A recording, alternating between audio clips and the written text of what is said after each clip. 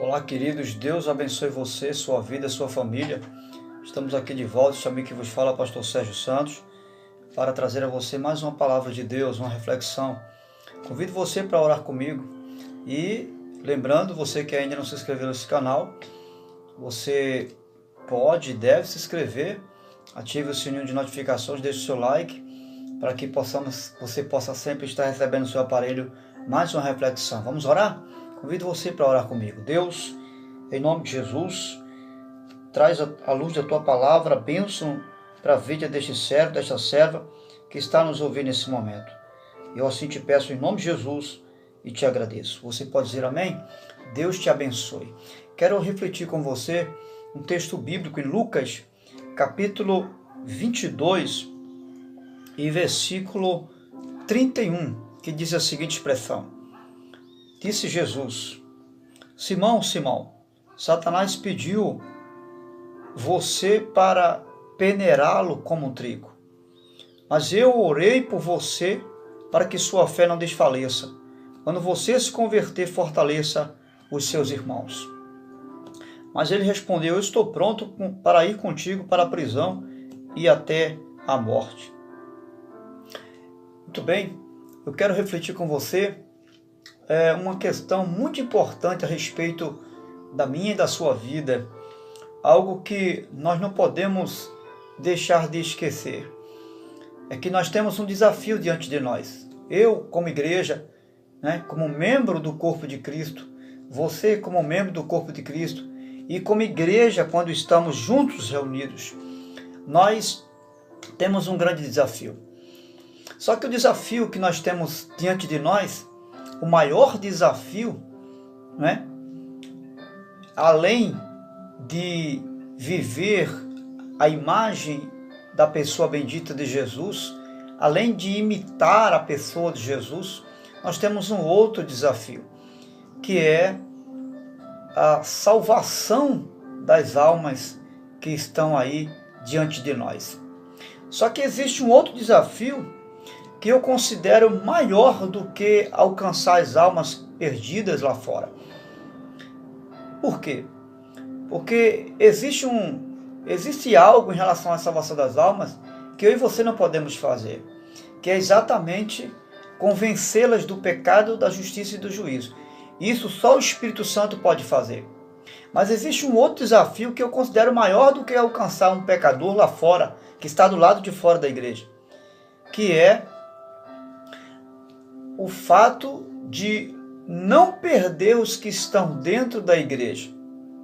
O nosso maior desafio hoje não é trazer um pecador para dentro da igreja, é manter um cristão dentro da igreja. Esse é o maior desafio da igreja do século 21 que estamos vivenciando. Por que eu só diz isso, pastor Sérgio? Porque nós estamos vivendo uma avalanche de apostasia, uma avalanche de informações cheias de heresias, recheadas de supostas verdades que no fundo são heresias. E pessoas que se usam da palavra, pessoas que buscam textos isolados das Escrituras para contrariar ou se autodefender aquilo que acredita, aquilo que ouviu e que às vezes não tem nenhum fundamento bíblico. Eu fico me perguntando de onde vem esse esfriamento. Porque muitas pessoas, muitos cristãos que já estão dentro do reino, que receberam a palavra de fé, a palavra da verdade, já foram usados por Deus, foram poderosamente usados na mão de Deus.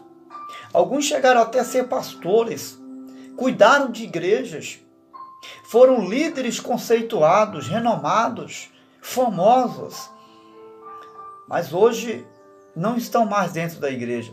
E existem outros que estão até dentro das igrejas, cristãos, mas estão doentes na fé. Estão vivendo um tipo de um cristianismo doentio na fé, dentro da igreja. E outros que já não estão mais dentro das igrejas, já saíram e saíram apostatando da fé. Ou seja, uma vez lutaram pela fé, hoje lutam contra essa fé. Estão vivendo o oposto do reino de Deus. Por que isso tem acontecido? A primeira questão que nós vamos observar, à luz do que nós lemos, tem sido por um motivo básico.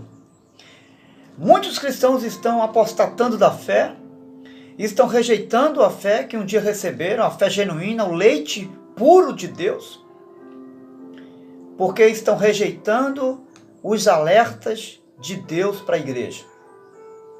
Veja o que Pedro fez. Jesus alertou ele de algo muito sério. Disse: olha, Pedro, o diabo, ele pediu para se andar com você, ele está de olho em você. Mas eu orei ao Pai por você, Pedro. Eu roguei ao Pai para proteger você, para não deixar a sua fé se esfriar, Pedro. Veja o que Pedro disse. Mas ele respondeu, versículo 33, estou pronto para ir contigo para a prisão e até morrer por ti. Em outras palavras, Pedro rejeitou o alerta de Jesus. Ele disse: não, Senhor, comigo não. Eu não. Pode ser João, pode ser Tiago, mas eu vou, se for preciso, eu vou ser preso por ti. Eu vou ser preso pela causa do Senhor. Se for preciso, eu dou minha vida por ti. Isso foi uma forma de rejeitar a mensagem de Jesus. Ele alertou Pedro. Cuidado, Pedro. Tenha cuidado para não fraquejar. Cuidado para quando para você não ser pego de surpresa. Para você não ficar distraído, Pedro. Porque Jesus estava observando que Pedro estava distraído. E essa é uma problemática também na vida de muitos de nós. O diabo pega cristãos distraídos. E Jesus estava observando que Pedro estava distraído. Em alguns momentos da vida, um exemplo da distração de Pedro, que muitas vezes Pedro chegou reclamando a Jesus sobre quantas vezes tinha que perdoar alguém. Veja que Pedro estava ouvindo toda hora os ensinamentos de Jesus, mas Pedro estava retrucando. Pedro estava não aceitando alguns comportamentos de pessoas. Pedro estava impelindo perdoar, retrucando, batendo de frente com alguns ensinamentos de Jesus. E Jesus sempre repetindo a mesma coisa para Pedro. Lá na frente, Jesus faz um alerta para Pedro. Pedro, eu estou observando que você está distraído. Eu estou observando que você está dando brecha, Pedro.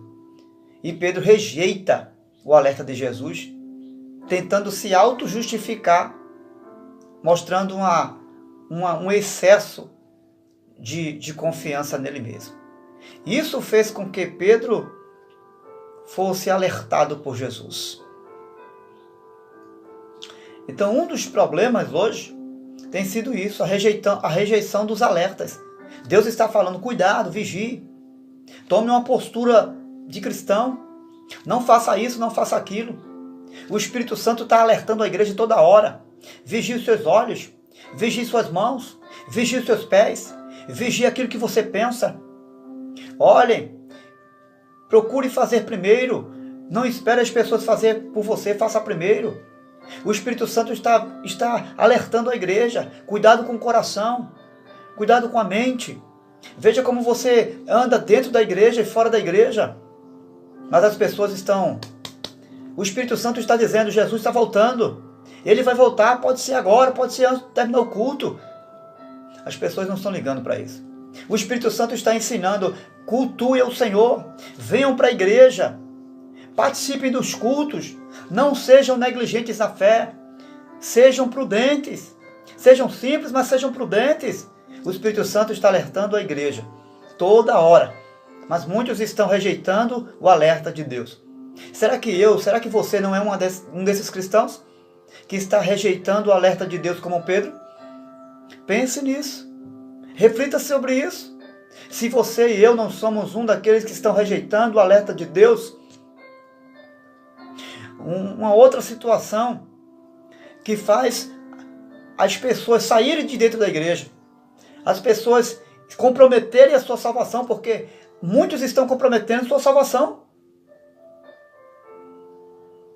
é o excesso da autoconfiança. Ou seja, O excesso da autoconfiança, ele vem por intermédio de um ponto. As muitas experiências da vida. Quantas pessoas deixam de vigiar porque se acha autoexperiente? Quantas pessoas deixam de se policiar a si mesmo porque acha que já domina o assunto? Tem pregadores que nem lê a Bíblia para pregar. Tem pessoas que vão dirigir um culto, nem ora mais, nem busca a direção de Deus, nem pede para o Espírito Santo conduzir ela no culto, nem pede para o Espírito Santo proteger ela de algum vacilo, não pede para policiar as palavras. Ah, eu já sou perito, eu sei dirigir um culto. Ah, eu sei evangelizar. Não faz um jejum, não faz uma oração. A autoconfiança. Pedro tinha uma autoconfiança. Que nada, Jesus. Eu traí o Senhor. Não. Eu vou até morrer pelo Senhor se for preciso. O excesso da autoconfiança. Por andar muito com Jesus. Por estar muito tempo na igreja. Por ter muitos anos na igreja de crente. Acha que já sabe tudo. Deixa de ler a Bíblia. Deixa de orar. Deixa de jejuar, deixa de buscar a Deus, deixa de ser humilde para parar e ouvir, não quer mais ouvir as pessoas, acha que não precisa ouvir mais ninguém, acha que não precisa mais de um estudo bíblico, vive debaixo de uma ideologia, de um achismo pessoal, de uma confiança pessoal, e a Bíblia vai dizer, maldito o homem que confia no homem. Está falando no braço da carne, eu não posso confiar nos meus méritos, eu não posso confiar, não importa se você é um perito no conhecimento da Bíblia, não importa se você é um perito em ideologia, em filosofia, em qualquer disciplina, seja ela no mundo secular ou da teologia, não importa. Você é um eterno dependente de Deus. Você não pode se achar autoconfiante. Você precisa aceitar os alertas de Jesus. Muitas pessoas caíram do topo, desceram dos lugares altos onde com muito sacrifício chegaram, porque se autoconfiaram, se acharam cheios do Espírito Santo e acharam que o diabo não os venceria. Jesus estava no deserto cheio do Espírito Santo, e foi o Espírito Santo que conduziu ele para o deserto. Mas sabe quem chegou lá? O diabo chegou para tentar. O diabo não tem medo de você porque você é cheio do Espírito Santo. Você não intimida o diabo. Não. Porque você conhece Bíblia, isso não intimida o diabo. Não, senhor. O que intimida o diabo na sua vida é você reconhecer a sua dependência total e todo dia de Deus. Porque quando você reconhece a sua dependência total e todo dia de Deus, você ora todo dia, você lê Bíblia todo dia, você se humilha diante de Deus todo dia, você reconhece a carência de Deus todo dia e você busca todo dia manter comunhão com a palavra e com o Deus da palavra. Um outro ponto que tem levado muitos cristãos a saírem, a perderem a fé, a desistirem de Deus, tem sido falta de oração. A falta de oração, meu irmão, tem levado muitos cristãos a se desencadearem de Deus, a largarem a fé. Alguns têm ensinado por aí que não precisa mais orar, que Deus já sabe todas as coisas. Quem disse a você que nós não precisamos orar? Jesus é uma lição básica de vida para mim e para você. Ele orava constantemente. Se fôssemos páginas por página, ler a Bíblia aqui, mostrar a você, ele jejuava, não teríamos tempo para mostrar o quanto Jesus buscava em oração e jejum. Não se ausente de uma vida de oração. Lembra quando Daniel, ele dependeu de uma revelação de Deus para descobrir o sonho do rei?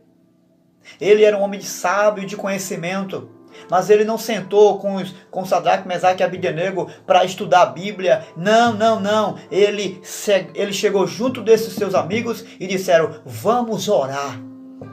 Ele buscou orar. Aleluia. Você precisa de oração, eu preciso de oração.